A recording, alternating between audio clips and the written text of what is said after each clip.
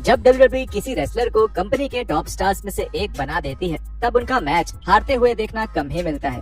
और अगर वो कोई मैच हारते हैं तो अक्सर ही वो ऊपर के बॉसेस का आदेश होता है और उस मैच की हार एक साधारण हार भी नहीं होती। लेकिन समय समय पर WWE एक रेसलर को शानदार तरीके से ऊपर तक पहुंचाता है और फिर टॉप रोप पर पहुंचकर वो रेसलर एक बड़ी और साधारण हार का सामना करता है। तो जुड़िए हमारे साथ, जहां हम WWE के कुछ बड़े स्टार्स की पहली हार के बारे में बात करेंगे। Seth Rollins. 2013 का समर सेथ रॉलिंस के लिए काफी खराब रहा। रॉलिंस को मेन रोस्टर पर आने के बाद की अपनी पहली पिनफॉल हार डैनियल ब्रायन के खिलाफ एक मैच में मिली थी। ये वही मैच है जिसमें रोमन रेंस ने रॉलिंस की मदद करने की कोशिश करी थी और एंडी ऑर्टन ने उन्हें ऐसा करने से रोक दिया था।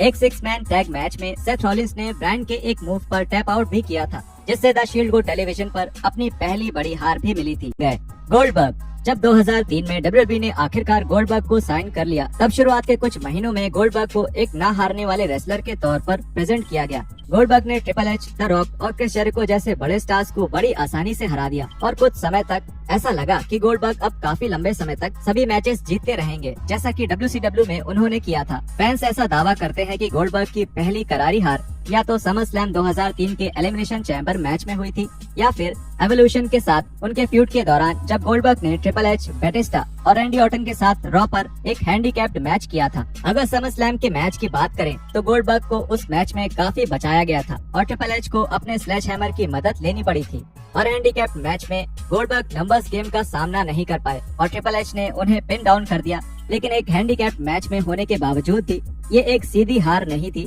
क्योंकि जैसे ही गोल्डबर्ग एक मूव करने वाले थे तभी रिक फ्लेयर ने मैच में दखल अंदाजी कर दी थी। असल में WWE में गोल्डबर्ग की पहली बड़ी हार 2017 में हुई थी, जब ब्रॉक लेसनर ने रेसलमेनिया 33 में उन्हें हराया था। जी हाँ, WWE में अपने पहले रन के दौरान गोल्डबर्ग एक बार भी सही तरीके से पिन डाउन नहीं हुए।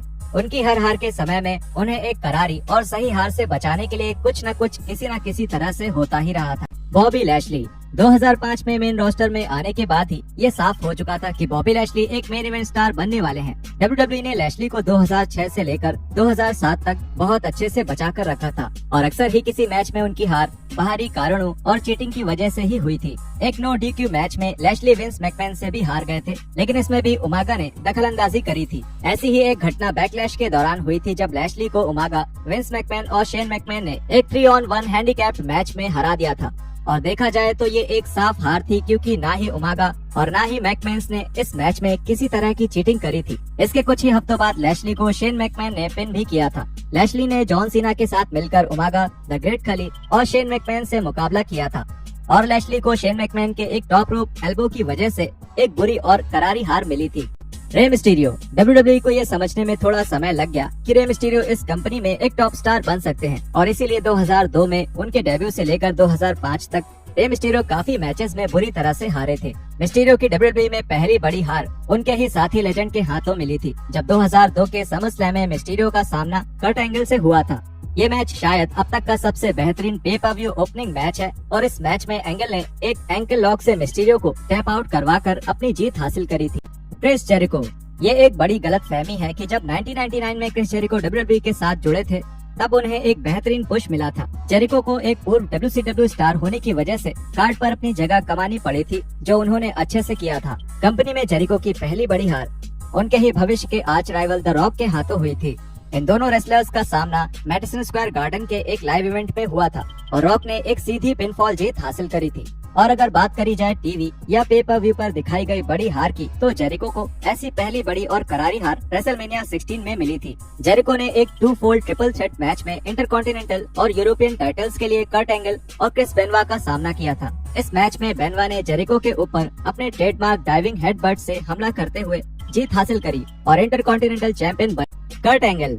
हालांकि कर्ट एंगल की लगातार जीत सबसे ज्यादा मैचेस की नहीं थी, लेकिन WWE टेलीविजन पर ये एक बड़ा मुद्दा बनाया गया था और इसीलिए जब वो असल में पहली बार हारे तो वो एटीट्यूड एरा का एक बेहतरीन पल बन गया।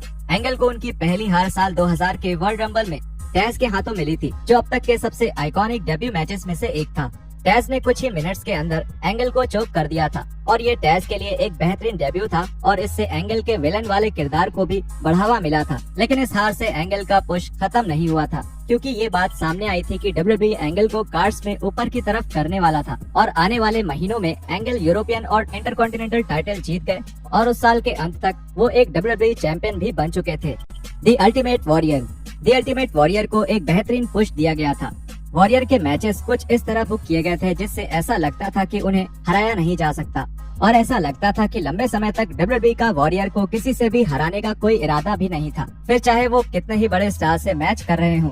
लेकिन वॉरियर और आंड्रे द जायंट के बीच एक हाउस शो मैच के दौरान आंड्रे ने उन्हें पिन करके हरा दिया था। ऐसी अफवाह थी कि आंड्रे वॉरियर की आदतों से परेशान हो चुके थे और उस मैच को खत्म करने के लिए वो असलियत में सीधे वॉरियर पर बैठ ही गए। इस मैच के कुछ ही तस्वीरें मौजूद हैं, लेकिन कम से कम वो मौजूद हैं। और अगर टीवी या पे पर व्यू के मैचेस की बात करी जाए तो अगर वॉरियर को कभी किसी मैच हारना होता था तब भी उनकी प्रतिष्ठा को पूरी तरह से बचाया जाता था और अक्सर उस मैच का अंत इतना साधारण नहीं होता था। जॉन सीना, जब बात जॉन सीना की आती है तो WWE में टॉप स्टार बनने से पहले वो कई बार हार चुके थे, लेकिन जब सीना कंपनी का चेहरा बन गए तब उनकी इस तरह की करारी हार कम ही होती थी। रेसलमेनिया 21 में सीना WWE के टॉप पर पहुंच चुके थे और उस इवेंट के बाद सीना पहली बड़ी हार अक्टूबर 2005 में हारे थे। सीना ने शॉन माइकल्स और बिग शो के साथ मिलकर कर्ट एंगल, कार्लिटो और एज का सामना किया था।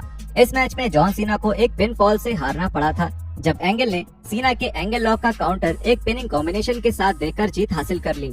इस हार से इन दोनों रेसलर्स का फ्यूड अलग लेवल पर पहुंच गया और अगर कोई भी सीना को इतनी सरलता से इतनी करारी हार देने के लायक था तो कर्ट एंगल से बेहतर और कोई नहीं हो। रोंडा राउजी, जब रोंडा राउजी ने 2018 में WWE में अपना डेब्यू किया था तब उन्हें एक बड़ी स्पॉटलाइट मिली थी। UFC में उनकी सफलता की वजह से राउजी को एक बड़ी स्टार की तरह प्रेजेंट किया गया था और राउजी काफी लंबे समय तक एक भी मैच नहीं हारी थी।